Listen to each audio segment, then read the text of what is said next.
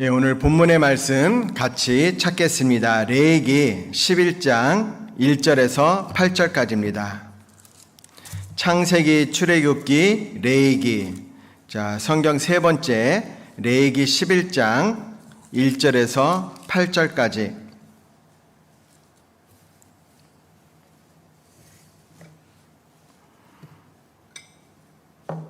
네, 제가 읽겠습니다. 여호와께서 모세와 아론에게 고하여 그들에게 이르시되 이스라엘 자손에게 고하여 이르라.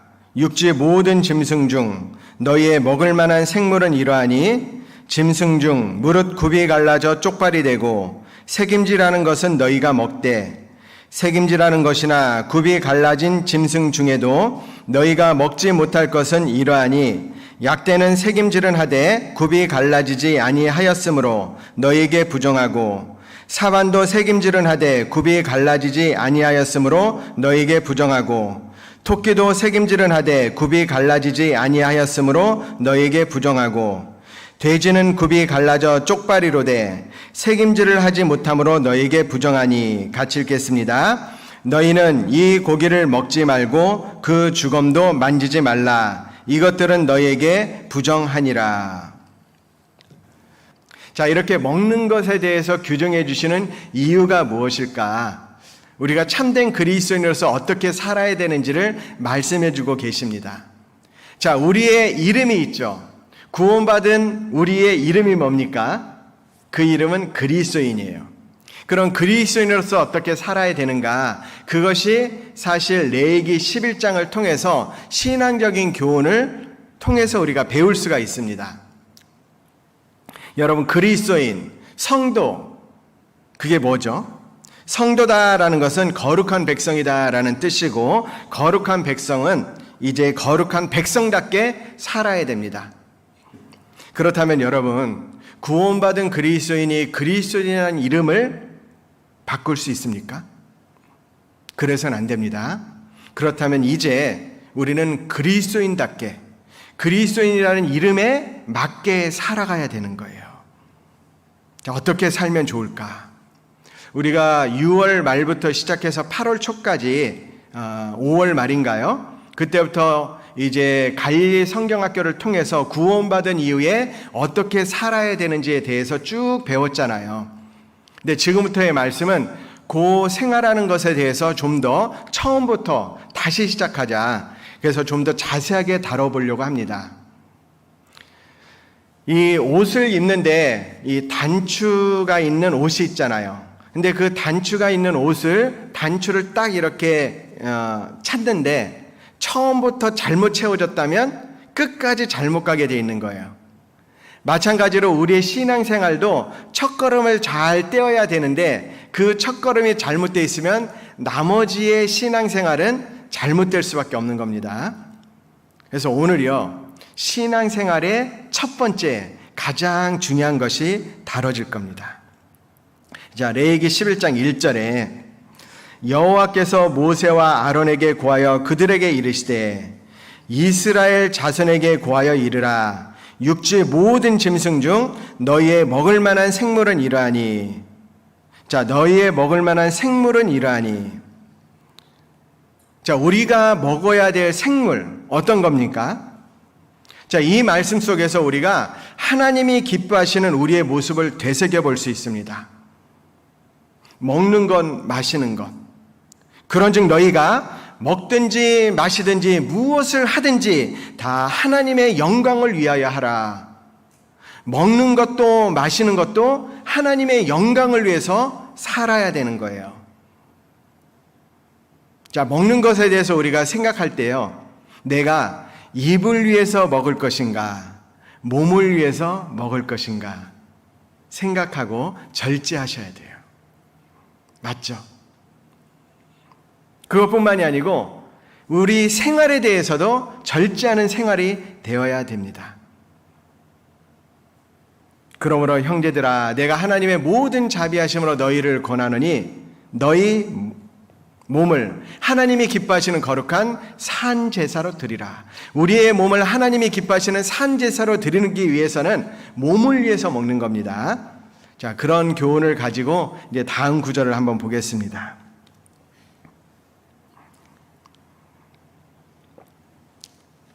3절에 짐승 중 무릇 굽이 갈라져 쪽발이 되고 새김질하는 것은 너희가 먹되. 자, 짐승에 대해서 먹어야 될 짐승, 먹지 말아야 될 짐승, 다시 말하면 정한 짐승과 부정한 짐승에 대해서 말씀하고 계십니다. 자, 정한 짐승의 조건이 뭐냐면 굽이 갈라져 쪽발이 되고 새김질하는 것은 너희가 먹되. 자, 짐승에서 굽이 갈라져 쪽발이 되어야 되고 새김질하는 것은 정한 짐승이다 라고 말씀하고 계십니다. 그 외의 것은 부정한 거죠. 자, 굽이 갈라졌다라는 것은 무엇입니까? 자, 구원을 받았으면 굽이 갈라져야 된다. 구별되어야 된다라는 거죠. 너희는 믿지 않는 자와 멍에를 같이 하지 말라. 의와 불법이 어찌 함께하며 빛과 어둠이 어찌 사귀며 그리스도와 벨리알이 어찌 조화되리요 라는 말씀처럼 믿지 않는 자와 멍에를 같이 하면 안 됩니다. 같이 살지 말라, 같이 직장 생활하지 말라, 그런 말씀이 아니고 마음을 같이 하면 안 된다라는 말씀이에요. 그래서 교회다라는 뜻이 뭐냐면 에클레시아다라는 헬라어인데 그 뜻이 구별된 무리잖아요. 그러니까 세상과 떨어져 나온 무리가 교회입니다. 그러니까 세상과 떨어져 나와서 구별되어서 마음으로 함께하는 것, 구별이 되어야 된다라는 거예요. 신앙생활의 처음은 구별이 되는 거죠. 내 안에 거하라, 나도 너희 안에 거하리라. 가지가 포도나무에 붙어있지 아니하면 절로 과실을 맺을 수 없음같이 너희도 내 안에 있지 아니하면 그러하리라. 나는 포도나무여 너희는 가지니 저가 내 안에 내가 저 안에 있으면 이 사람은 과실을 많이 맺나니 너희가 나를 떠나서는 너희가 아무것도 할 수 없습니다. 신앙생활의 첫 번째는 주님의 몸된 교회 안에 구별되어 있는 것, 구별이죠. 굽이 갈라져 쪽발이 되는 거예요. 요즘 우리 시대가 신앙생활을 하기가 너무 힘듭니다. 왜냐하면 같이 모일 수가 없으니까요. 그러나 그럴 때일수록 더욱 마음을 같이 해야 돼요. 또 약속하신 이는 믿으시니 우리가 믿는 도리의 소망을 움직이지 말고 굳게 잡아. 그래서요, 서로 돌아보아 사랑과 선행을 격려하며 모이기를 피하는 어떤 사람들의 습관과 같이 하지 말고 오직 그날이 가까움을 볼수록, 오직 권하여 그날이 가까움을 볼수록 더욱 그리하자. 어떻게 해서든지 모이기를 힘써야 되죠. 그래서 우리가 줌이라는 도구를 써서 모이잖아요. 직접 대면해서 모이진 못하지만 그렇게 해서라도 모여야 됩니다. 어떻게 해서든지 모여야 되는 거예요. 그러지 않으면 신앙생활이 되지 않습니다.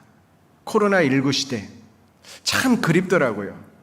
지금은 형제자매님들을 만나도 특히 형제님을 만날 때 즐거움이 뭐였어요? 서로 악수하면서 안녕하세요, 안녕하세요. 근데 지금은 만나도 악수도 못해요. 떡을 같이 떼지도 못해요. 그렇다면 우리가 뭘 해야 됩니까? 정말 간절히 원해야 되잖아요. 모이기를 힘써야 되잖아요. 마음으로 모이기를 지금 힘쓰는 건 뭐죠? 간절히 기도해야 돼요. 하나님, 하루라도 빨리 모일 수 있도록 해주세요 라고. 그런 간절한 마음이 있으시잖아요. 그날이 와서 정말 떡을 떼면서 교제하면서 날마다 구원받는 역사가 일어나는 우리 김포교회 만드셔야 돼요. 자, 정한 짐승의 첫 번째는 굽이 갈라져 쪽발이 되는 것이기 때문에 그렇습니다. 자, 레위기 11장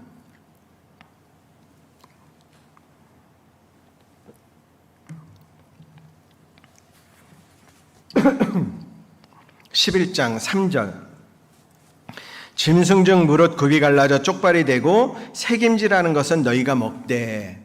그리고 정한 짐승의 두 번째 중요한 조건은 새김질하는 것은 너희가 먹되. 새김질하는 거예요. 자, 오늘 이 새김질에 대해서 좀 구체적으로 살펴보려고 합니다. 새김질하는 것이 과연 무엇일까? 신앙생활은 일단 교회 가운데 모여야 되죠. 모여서 해야 되는 두 번째, 대부분 신앙생활의 실패가 어디에서 이루어지냐면 책임질을 하지 않기 때문에 신앙생활이 실패가 되는 거예요. 신앙생활에 왜 힘이 없을까? 왜 하나님의 은혜가 부족할까? 왜 능력이 나타나지 않을까? 왜 성령의 역사가 너무나도 미약하게 일어날까? 가장 큰 이유는요, 책임질하지 않기 때문에 그래요. 책임질하는 대표적인 동물이 바로 소입니다. 소. 소는 위가 몇 개 있죠? 소는 위가 몇 개 있어요? 예, 화면을 보시면 아시죠? 4개 있어요. 4개. 네, 소는 음식을 한번 먹고 나면요, 그 다음에 아무것도 먹지 않는데, 저도 어렸을 때 이제 우시장을 가거나 또는 이웃집에 소를 키워서 그 소의 모습을 보면 괜히 혼자 그냥 뭔가 씹잖아요. 질근질근 씹잖아요. 그게 무엇을 씹을까? 자, 위가 4개가 있으니까 첫 번째 들어간 그 음식을 꺼내서 다시 씻고 하는 거잖아요. 그것을 가지고 책임질한다, 되새김질한다 라는 거잖아요. 소가 보통 한 번 이렇게 씹을 때 한 70번 정도 씹는다라고 저도 들었는데 60, 70번 씹잖아요. 계속 씹는 거예요. 자, 우리 신앙생활에 있어서요, 이 말씀을 책임질하는 과정이 없으면 신앙생활을 못하죠. 그리고 중요한 것은 하나님이 부정한 짐승이다라고 말씀하시는 거예요. 욥은 고백하고 있습니다. 내가 그의 입술의 명령을 어기지 아니하고 일정한 음식보다 그 입의 말씀을 귀히 여겼구나. 그 일정한 음식보다도 하나님의 말씀을 귀히 여긴 거예요. 그 이유가 뭔지 아십니까? 책임질하다 보면 그렇게 되는 거예요. 예수님도 분명히 말씀하셨습니다. 예수께서 대답하여 가라사대 사람이 떡으로만 사는 것이 아니요, 떡으로만 살 것이 아니요 하나님의 입으로 나오는 모든 말씀으로 살 것이라. 물론 떡도 필요하죠.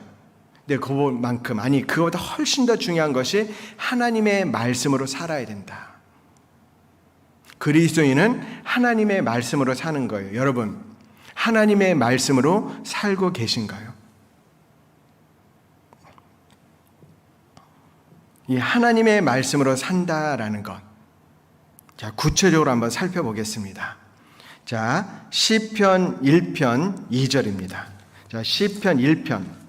우리 신앙생활의 시작을 말씀하시는 거잖아요.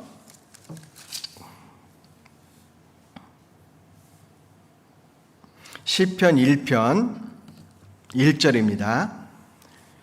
1절부터 3절까지 한번 같이 읽어보겠습니다.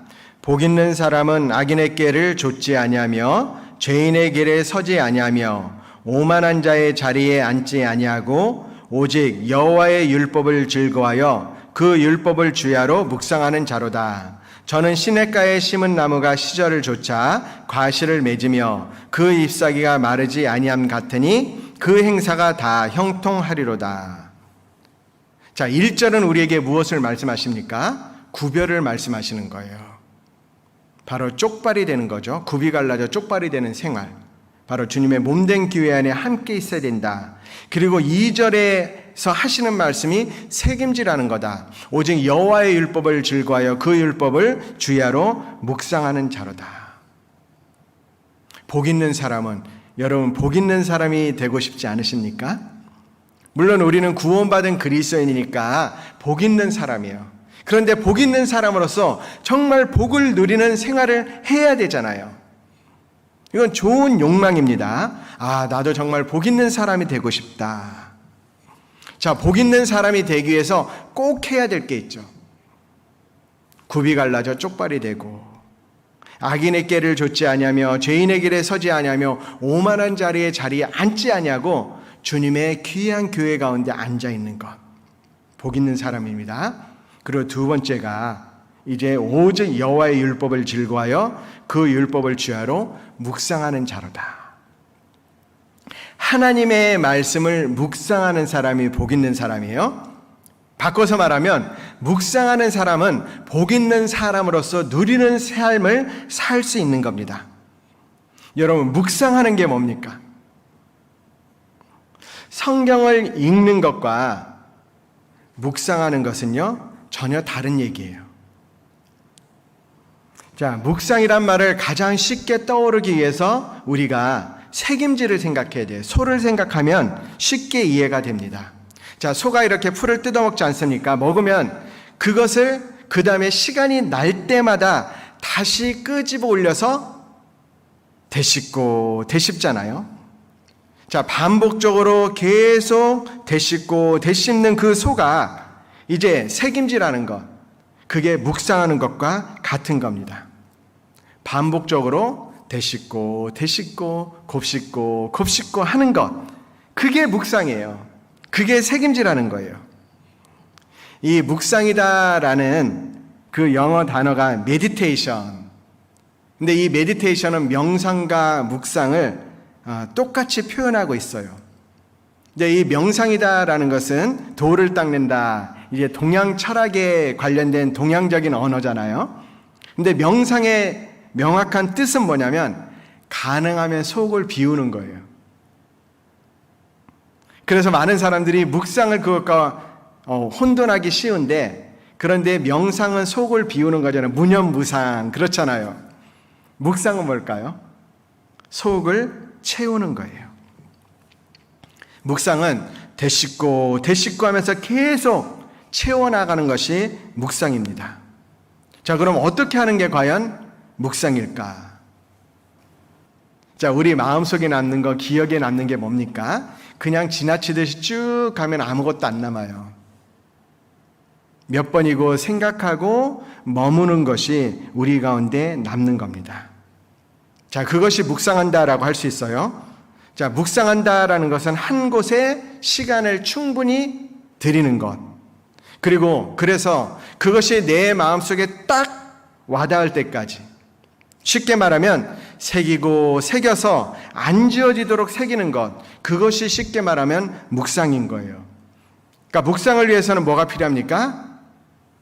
시간 투자가 필요한 겁니다. 그래서 여기에 주야로 묵상한다라고 말씀하신 거죠. 그러니까 자기 일을 하면서, 생업을 하면서, 뭐 직장 일을 하면서, 설거지를 하면서, 학교 공부를 하면서, 그러면서 그 과정 속에서 이제 성경 말씀 가운데 자기 마음에 드는 중요한 부분을 틈틈이 곱씹고 곱씹고 되씹고 되씹고 하면서 마음속에 새겨지도록 만드는 그 활동을 하는 것이 묵상하는 것이다. 그런데요, 그리스도인에게 이 묵상이 없으면 부정한 거예요. 하나님 말씀이 그렇게 하면 자기 마음속에 외워질 뿐만이 아니라 그 사람의 마음속에 딱 새겨져서요, 그 마음속에 그 말씀이 딱 와닿게 되면 굉장한 영향력을 미칩니다. 3절에 보면 저는 시냇가에 심은 나무가, 이게 원어 성경을 보면 시냇가에 심기어진 나무다라고 되어 있습니다. 수동태로 되어 있어요. 시냇가에 심겨진 나무라고 했습니다. 자, 여기에 또 비유해서 보면, 자, 말씀을 묵상하는 것이 무엇과 같냐면 시냇가에 심겨진 나무가 뿌리를 강변에 쫙 펼치고요, 강에 있는 온갖 자양분을 쫙 끌어들이는 것, 그래서 쫙 끌어들여서 내 것으로 만드는 것, 그것이 묵상하는 겁니다. 그래서 묵상을 하는 데는 꼭 성경에 많은 구절이 필요한 게 아니에요. 이제 우리가 성경을 읽으면 하루에 뭐 4장씩 읽고 그러잖아요. 4장 다 묵상하는 게 아닙니다. 그 중에 한 장을 선택해서, 또 한 장 중에서 다가 아니고 그 중에 한 부분, 그래서 한 구절 또는 한 포인트, 그것을 정해가지고요, 그것을 계속 생각하고 곱씹고 되새기는 것, 그것이 묵상이에요. 그래서요, 또 보고 하면서 마음속에 새겨지도록 만드는 거예요. 그러면은 그것이 자기 생활에 적용도 되고, 또 각도를 달리해서 바라보면 여러 가지 교훈을 얻게 되고, 그리고 놀라운 게 있죠. 그렇게 묵상하다 보면 그 말씀이 통로가 돼서 하나님과 나를 이어주는 통로가 되는 거예요. 그때 하나님을 맛보게 되죠. 그게 묵상이에요. 자, 하나님의 말씀을 계속 생각하는 것, 그것이 묵상입니다. 자, 시편입니다. 시편 19편 14절. 이 시편 19편은 시편 119편과 더불어서 말씀에 대해서 아주 잘 기록된 말씀이잖아요. 자, 시편 19편 14절. 나의 반석이시오 나의 구속자이신 여호와여, 내 입의 말과 마음의 묵상이 주의 앞에 연락되기를 원하나이다. 나의 반석이시오 나의 구속자이신 여호와여. 자, 내 입의 말과 마음의 묵상이 주께 연락되기를 원하나이다. 내 입의 말과 마음의 묵상이라고 되어 있습니다. 묵상. 자, 하나님의 말씀을 되씹고 하면 어떤 결과가 생길까요? 이 마음의 묵상이 생기면 어떤 결과가 생길까요?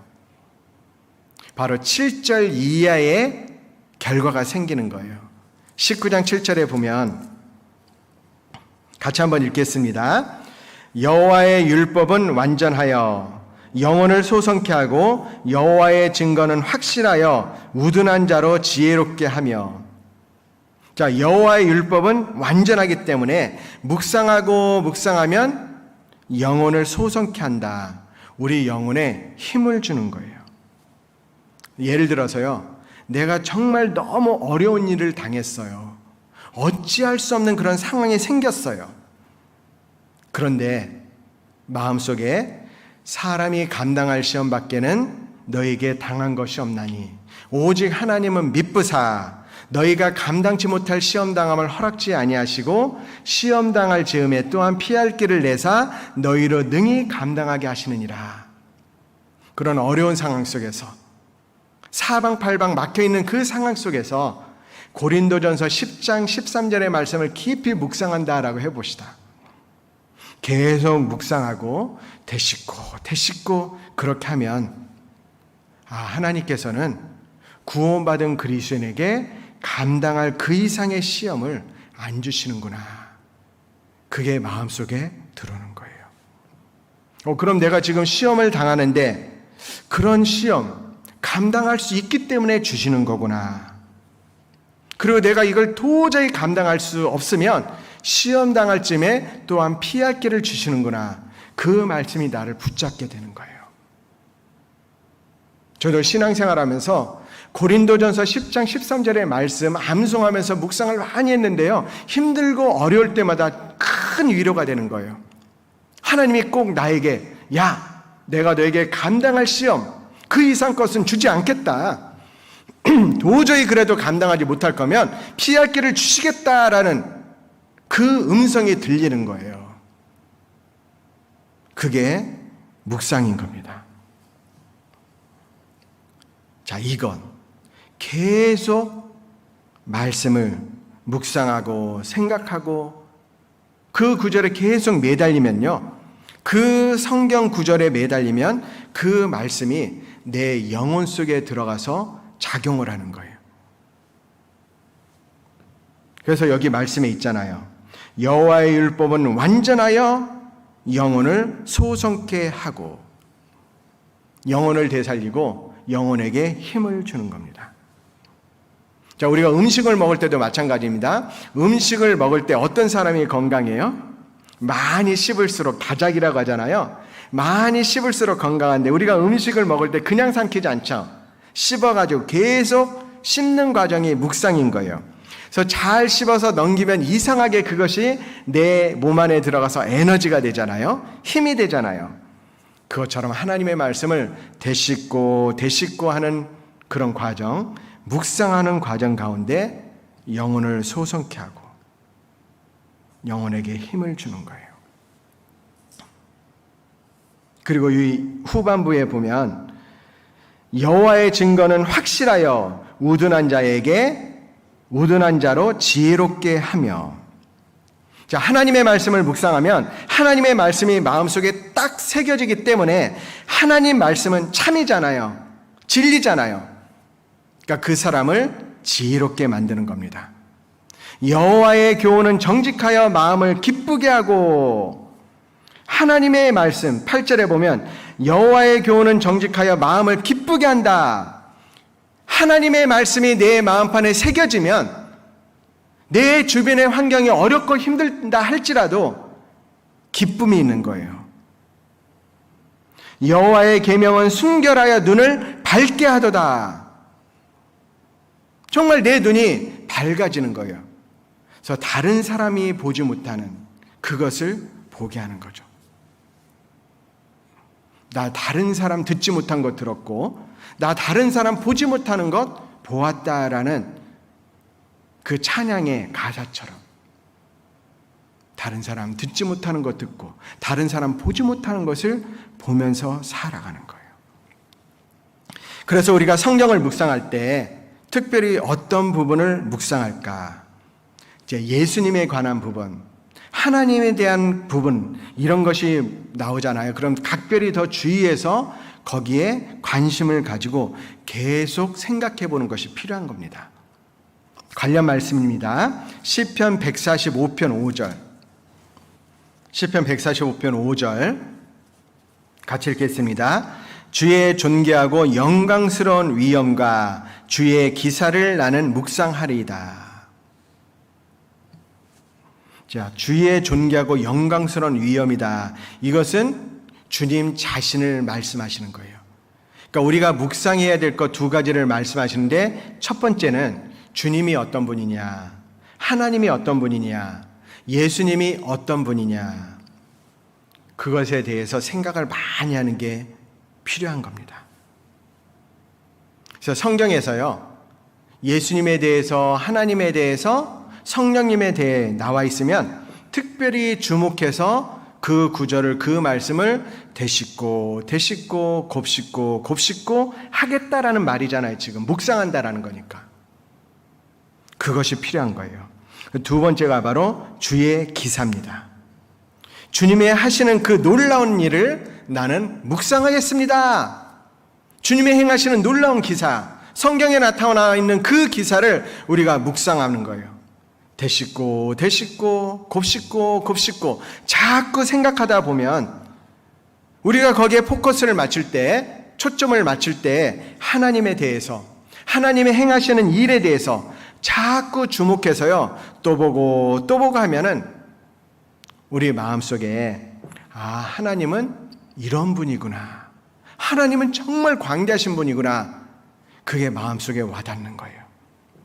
아, 하나님이 이렇게 하시는구나, 하나님의 말씀을 순종하는 자에게는 이렇게 축복해 주시는구나, 하나님의 말씀을 어기는 사람에게는 이렇게 망하게 되는구나.